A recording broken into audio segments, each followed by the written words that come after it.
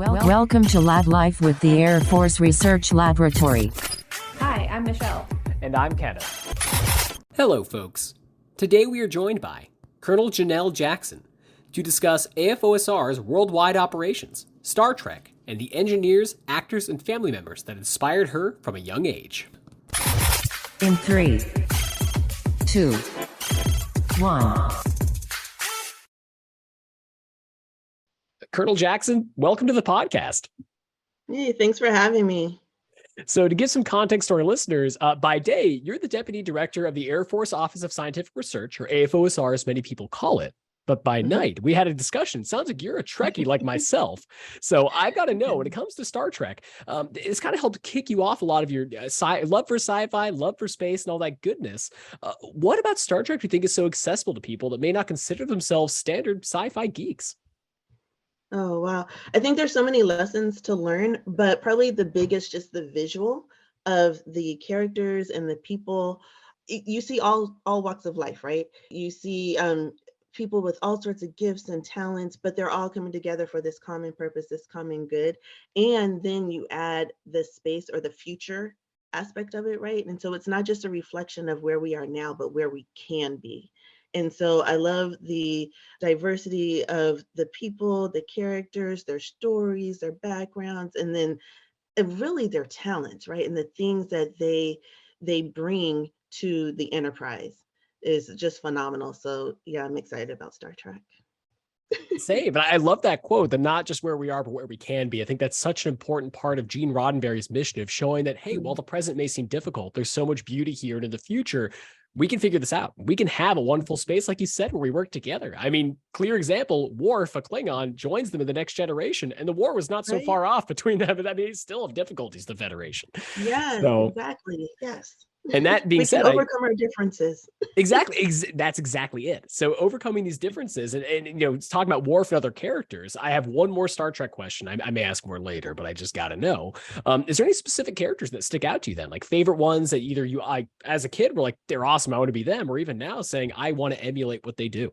Yeah, there's two that come to mind. I mean, there's so many, but like two that really stand out. One is Uhura, right? The first African-American female in space. So we got to count her. Absolutely, yeah.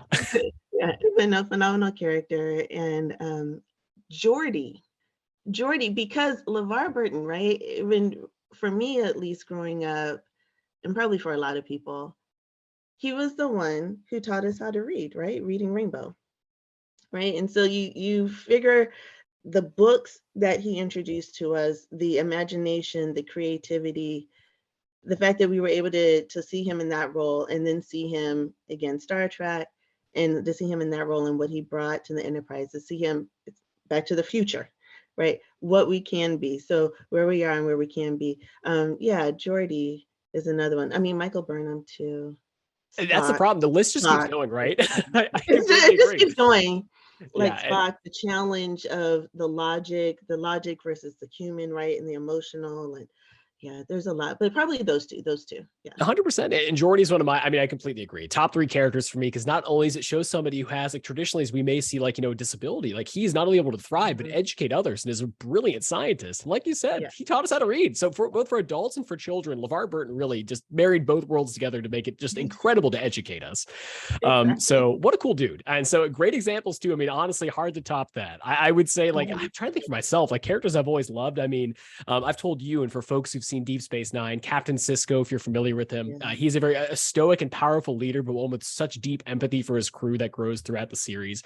He kind of has that cool idea of, like, not quite the Picard, where he is he knows how to get that logic forward and command the crew, but will always pull someone aside. That's something that Sisko, like, balances, because sometimes he can kind of overstep, but he's the most human in many ways for that. He's like, hold on, let me talk to my crew and talk this through. And watching his journey, I felt, again, human. And that's one thing that Star Trek does well. It shows you how to be a person. So that's very true. But that said, I'm going to stop now, because you and I could go on for this the entire podcast. I'm thinking we may do a Trek cast at some point. We got other Trekkies here at AFRL and AFOSR that we need to pull in.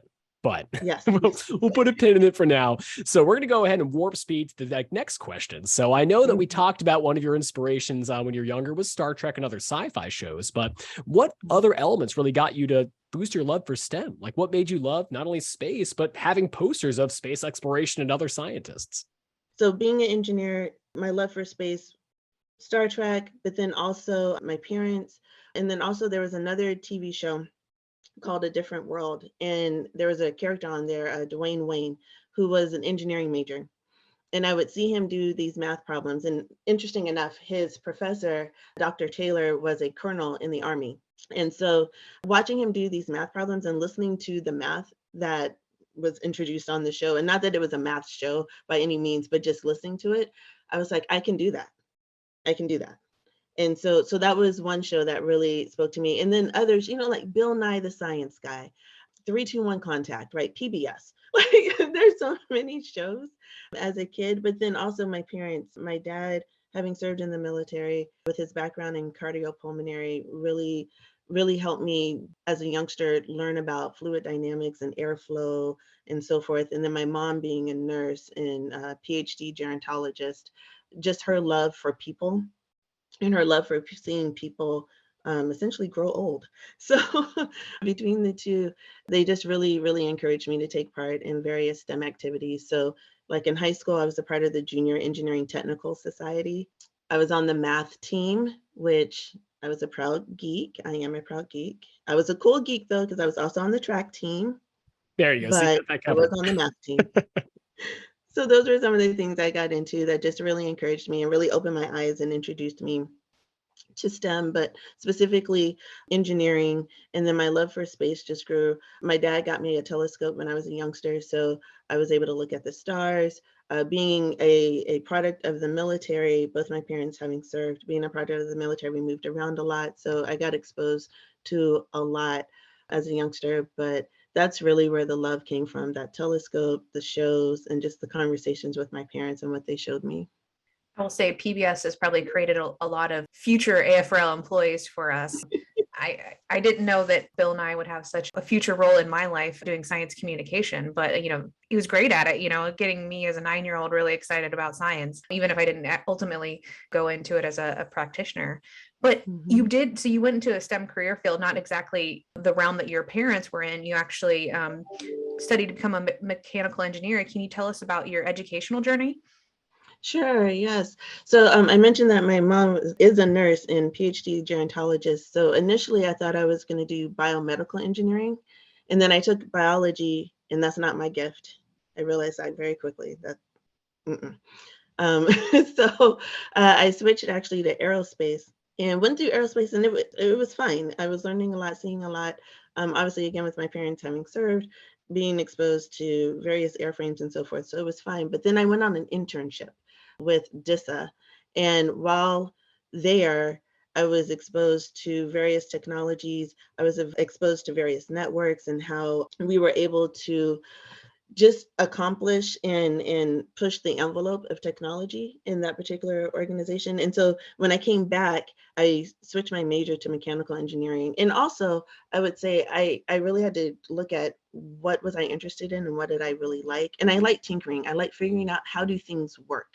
And so knowing that I had that interest and that curiosity, mechanical engineering just fit for me. So kind of a roundabout way, but that's what got me to being a mechanical engineer. And I still love tinkering and just figuring out how do things work. I'm curious too. So when it comes to tinkering, so what kind of stuff do you used to like? Do you, as a kid, did you used to break apart like bottle kits, like work on cars? Like, was there a specific thing you like to connect to? Yes. So when I was a kid, there's two things that I specifically remember. One was my parents bought me a chemistry set. And you know how like they have instructions, right? And you're supposed to follow the instructions. No, I put that to the side. I took out everything, and I was like, well, what happens if I mix this with this? And I just started mixing stuff together, and I turned our driveway blue, which is really bad because I'm again, impressed. part of the military, we were PCSing, and the driveway is now blue and it's not supposed to be. So that was the whole thing. But I have fun. I don't think my parents enjoyed it, but I had fun. And then my mom, she would help me do just little experiments around the house. again, that kind of tinkering, how does it work? And so if we were going to give something to Goodwill, or if something around the house didn't work, she would let me get in there with her and like, let's figure it out together. Or before we took it to Goodwill, like maybe we didn't take it to Goodwill, maybe we took it apart to figure out how it worked, right? So just that hands-on. My dad the same way, very much like, hey, you come alongside, let's figure this out together, let's look at it. Both of them always challenging thought, making me think beyond the surface. So with both of them, they indulged me with some of my creativity and things that I did as a kid. Honestly, I think a blue drive was a selling point for me. I don't know if you agree, Michelle. I mean, it would stand out in this market, I think. Yes, I like that. It would stand out. Yeah, I mean, it's not really your fault as a kid. They gave you all these, chemistry set. You're supposed to see what you can do with it. We've had some other guests on the podcast that played with electricity, and that had a much worse outcome than just a simple blue driveway. So I don't think they should be too angry. Good deal. No, it's fun. I can remember having a microscope and getting things, dirt, leaves, whatever I could find, and like trying to look at it, right? And what is it, and what does it do? And then I mentioned the telescope and the stars and so forth. So yeah, we're a big science household. Yeah, well, and certainly a military household too. So how did you ultimately connect to becoming an active duty member of the Air Force? Sure. So my dad started off enlisted, became an officer, so served 30 plus years in the military. My mom started Army and switched over to Air Force. And so between both of them, having seen their careers, seeing where the military can take us, that obviously piqued my curiosity. But then aunts, uncles, cousins, we do have a very service-oriented family. So the military has always been around me. I've always been exposed to it. I've always seen the benefits of it.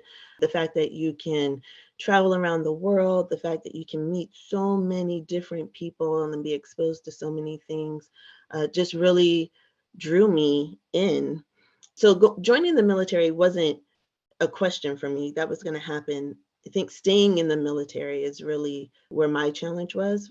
Was I going to stay in 4 years, 7 years? Was I going to do 20? That sort of thing. Around the 7-year mark, I actually tried to get out, and I say tried because I was looking at going into the reserve. And one of my mentors, he challenged me. He was like, "You're going to go into the reserve. Got it. That's what you want to do. That's fine. What are you going to do with the rest of your time?" Because at the slot that I was going into was the traditional 2 weeks in the summer and 1 weekend. And so he was like, "What are you going to do the rest of your time?" And I was like, "Oh, I don't know. I'll figure it out." And he was like, "Well, why don't you just stick around until you figure it out?" And 20 plus years later, this whole career later, his advice worked. I stuck around. So, but that's what got me to the military. Yeah, and you've had some amazing assignments. Can you tell us about stuff? Maybe starting with your time at Vandenberg and getting to like launch rockets. I mean, how much cooler does that get for the young girl that used to have space posters on her wall growing up? Sure. So I started my career at Wright Pat. So I was at the time, it was the Special Operations Forces Program Office. And so I started there, which was tremendous. So working MC-130s, AC-130s. So tremendous opportunity to really have an impact on the war at the time. And so being able to work on aircraft that were going forward. So started there and then got accepted into what's called the Space Acquisition Exchange Program. And so then cross-trained to be a space professional and went out to Vandenberg. And as you stated, it was a blast. Being able to launch rockets out there was phenomenal. I still can't believe the things they let me do as a captain. It was just amazing. And so I'm very appreciative for that assignment. And then when I left Vandenberg, I went out to our partner in Chantilly and got exposed to so much more out there and really got deep into that mission and enjoyed myself there. When I left there, I went to the Pentagon congressional liaison. And so that was an interesting one because you got to see that relationship between Congress and the Department of Defense and how do they resolve issues, right? Things that we're trying to push forward for the nation, the laws that they're passing, the things that they're implementing, like that relationship, right? So really getting to see how that relationship works. And then when I left there, I went to the Air Force Academy where I was what's called an Air Operating Commanding. It's an AOC. it is essentially a squadron commander for cadets out there. And so I did that, got to see our future leaders, help them develop, and then commission and come into the Air Force. And so when I left the academy, I went to LA. At the time, it was LA Air Force Base. Now it's SSC. But I worked military satellite communications out there, had a blast, learned a lot, saw a lot. Phenomenal mission that's happening on the space side out there. When I left LA Air Force Base, now SSC, I was picked up for squadron command out of there. And so I went to be a recruiting squadron commander. And so that brought me back across the country to the DC, Maryland, Virginia area. I also had a little bit of West Virginia and North Carolina. And that gave me a whole new appreciation for how we bring people into the military. It's one thing for me to come in, I was exposed to it, my parents were in, but to take a person who has no military background, not exposed to it, talk to them about the benefits, have that person join, and to see them thrive and to see how the military can change their lives. It's a phenomenal gift that our recruiters have, and I'm so appreciative for them and for all that they do for the military and for our nation.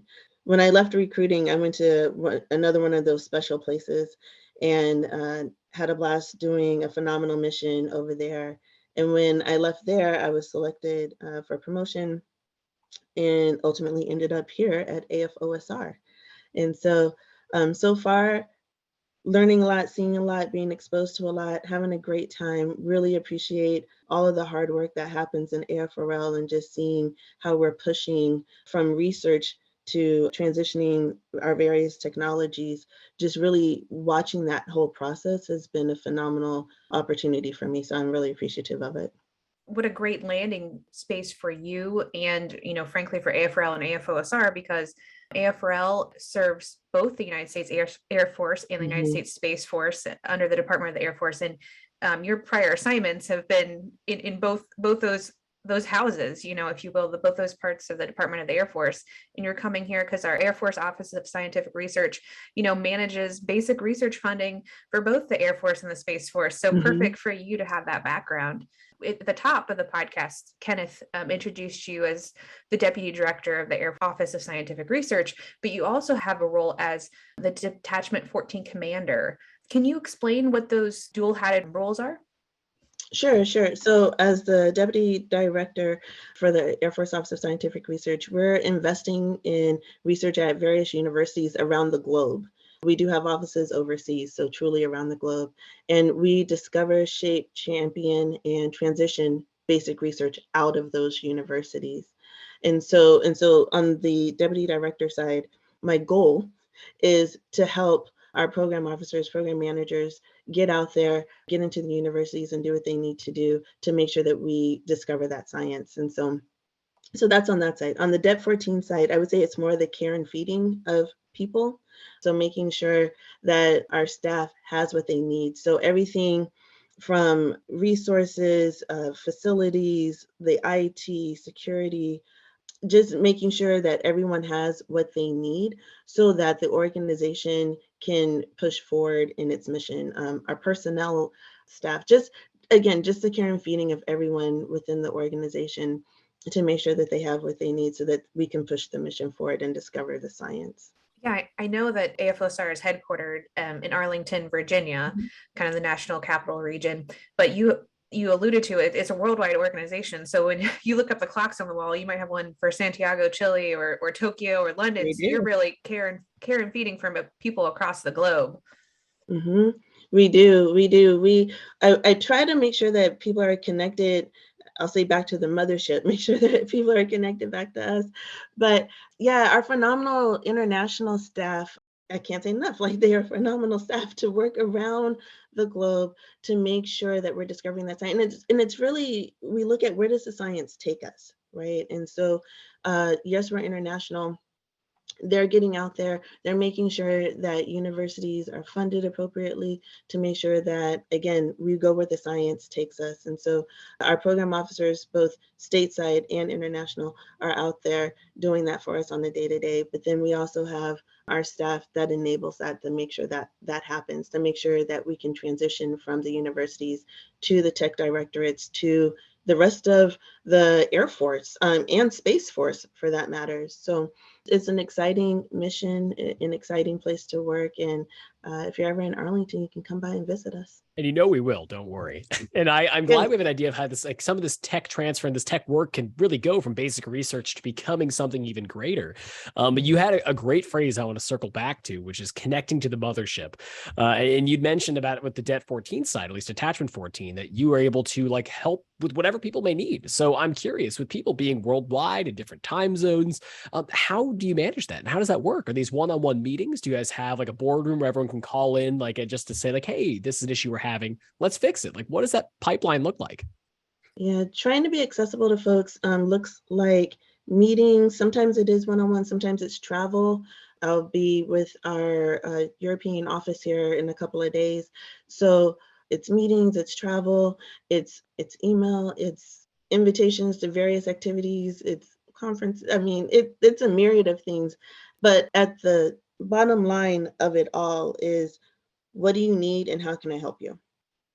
And so making sure that we stay connected in that regard. So whatever it takes, what do you need and how can I help you?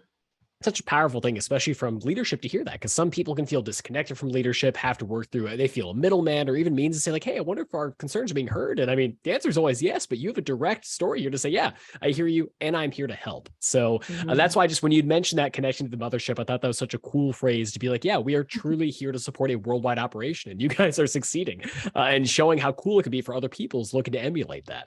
So I just want to give you guys a huge shout out with how cool that is and to hear from you firsthand how it works. So that has to be a very like a privileged part of the job to hear so many different stories and see those success stories play out. Definitely, definitely. We have some phenomenal folks that work in our organization, people who have been there for years. And the organization is designed like that, right? It's the long game. And so hearing the stories and seeing the people, AFOSR has funded scientists who went on to be Nobel laureates. And so when I say the long game, I mean, it is the long game, but to watch people's careers progress and know that you had a hand in that is huge. And that does tie into really interesting, kind of like a nice like point here, like putting like a nice like cap on all of this is you've had such an incredible career, touched so many different lives, and again, helped promote so many people. Do you have any advice for new coming, like let's say airmen, guardians, or folks joining the service that are maybe like trying to find their place, like people who want to be biochemists and find out, hey, maybe like biology is not for me. Maybe it's engineering with electricity instead, or mechanical engineering. Right. So what advice do you have for these newcomers who just are starting their journey? I would say really look at, what do you like to do? What are you interested in? And what are you willing to try? So I'm real big on try it, right? If it doesn't work out, it doesn't work out. That's fine. But at least you've tried, and at least now you know you either liked it or maybe you need to tweak something. Maybe it did pique your curiosity, but let's try it. Also, know that it's okay to make mistakes. Just learn from them. My dad always has impressed on me, what's the lesson? Learn the lesson. So even if you make a mistake, learn the lesson and drive forward. And then I would say have a plan, but stay flexible. So things may not work out the way you think they will, nor will they work out maybe at the time that you want it to. So have a plan, but stay flexible. So those are the pieces of advice I would give. Probably the only other thing I would say is make sure you have a community.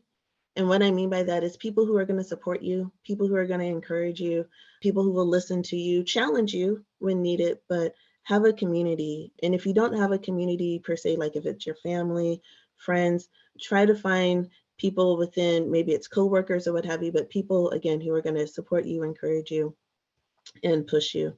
I think those things will just help folks discover, right, where they want to be and what they want to do, and just help them propel forward.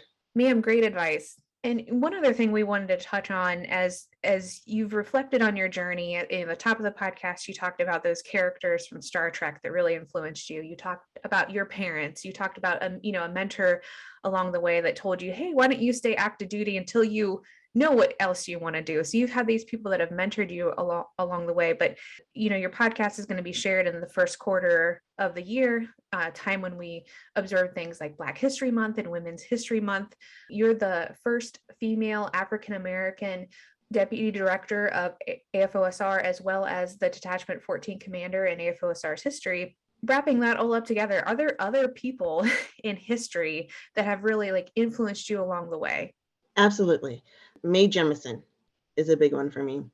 And specifically, I'm going to go to the Space Shuttle Challenger. That particular explosion really interested me or influenced me, mainly because, and it was a tragic event, but it interested me because I saw how engineers were able to, one, problem solve, and then rectify the situation, and then propel the space exploration forward. And so that whole industry just really interested me. And like I said, that particular time and that particular incident just really kind of piqued my curiosity. And then Mae Jemison truly being the first African-American female in space, just listening to her, watching her journey, seeing her was huge for me. Interesting enough, two things. She was also influenced by Uhura from Star Trek. And also, I had the opportunity right before COVID to actually see her in person and to hear her speak at a library here in Maryland. And so it was phenomenal just to have that moment and be in that same space with her. And to think about someone who had influenced me from a child, like coming to the military, being able to work space programs, and to now see her in person, just a huge influence. And to see all that she's accomplished and all that she's done, all that she is still doing. It's just a phenomenal, it was wonderful to see her. And so I would say definitely, yeah, Mae Jemison for sure.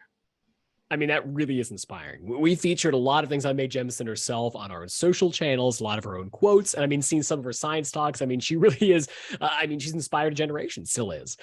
So being in the same room as her, no less, I mean, I can only imagine. There's a lot of folks I wish I could have seen in person. I mean, I've only seen a few heroes, but been 100, 200 feet away, but that star, you get starstruck, and it's really neat. So it's really cool that you can share that with a lot of our viewers here, because a lot of them may think hey, I wonder who inspired Colonel Jackson. Now they know.